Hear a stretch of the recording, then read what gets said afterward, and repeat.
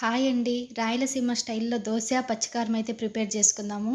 చూడండి, నేను ఈరోజు మార్నింగ్ అయితే 2 గ్లాసులు బియ్యం వేసి, 1 గ్లాస్ మినపప్పు వేశాను. ఒక టీ గ్లాస్ మైన ఇలా శనగపప్పు వేసి, కొద్దిగా మెంతులు వేసి నానబెట్టానండి. ఇప్పుడు మిక్సీ పట్టే ముందు మధ్యాహ్నం చేసిన అన్నం ఉంటుంది కదా, అన్నం కొద్దిగా వేసేసి మిక్సీ పట్టుకున్నాను. చూడండి, ఇప్పుడు ఒక కంటైనర్ బాక్స్‌లో దోస పిండిని అయితే వేసి ఇలా ఓవర్ నైట్ అంతా ఉంచుతానండి.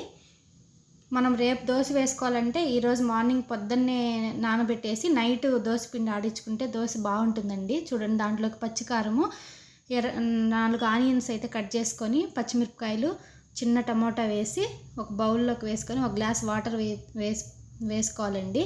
చూడండి, ఇలా స్టవ్ పైన పెట్టుకొని ఒక 10 మినిట్స్ అలా ఉడికివ్వండి. అది ఉడికే లోపల మనమైతే దోశ వేసుకోవడానికి దోశ పిండిని అయితే ప్రిపేర్ చేసుకుందాం. ఒక బౌల్లో దోశ పిండి వేసేసి తగినంత ఉప్పు, కొద్దిగా బేకింగ్ సోడా, తగినంత వాటర్ వేసుకొని బాగా మిక్స్ చేసుకోండి.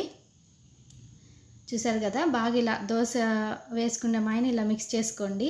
ఇప్పుడు స్టవ్ మీద ప్యాన్ పెట్టుకొని, ప్యాన్ హీట్ అయినాక 2 గంటలు దోశ పిండిని వేసేసుకొని ఇలా దోశ వేసుకోండి. చూసారు కదా, ఇలా హోల్స్ పడితే దోశ పైన చాలా దోశ అయితే చాలా క్రిస్పీగా, స్మూత్గా వస్తుందండి. చాలామందికి తెలిసే ఉంటుంది. రాయలసీమలో ఉండే వాళ్ళకైతే దోశ, పచ్చికారం అంతా ఖచ్చితంగా తెలుస్తుంది. తెలియని వాళ్ళ కోసం ఉంటారు కదా చాలామంది, వాళ్ళ కోసం అయితే ఈ వీడియో తీశాను.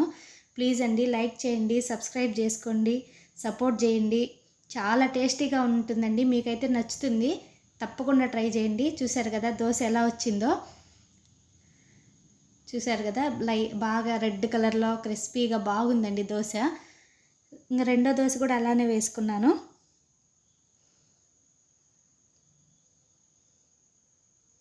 చూసారు కదా, చాలా బాగుంటుంది.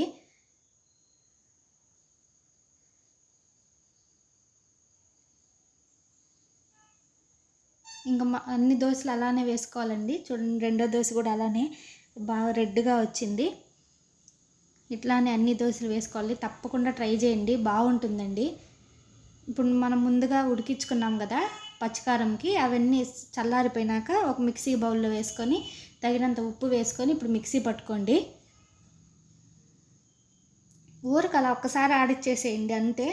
మెదిగిపోతుంది తొందరగా, ముందే కుక్ అయిపోయి ఉంటాయి కాబట్టి. చూడండి, పచ్చికారం రెడీ అయిపోయింది. దోశ, పచ్చికారం సూపర్గా ఉంటుందండి.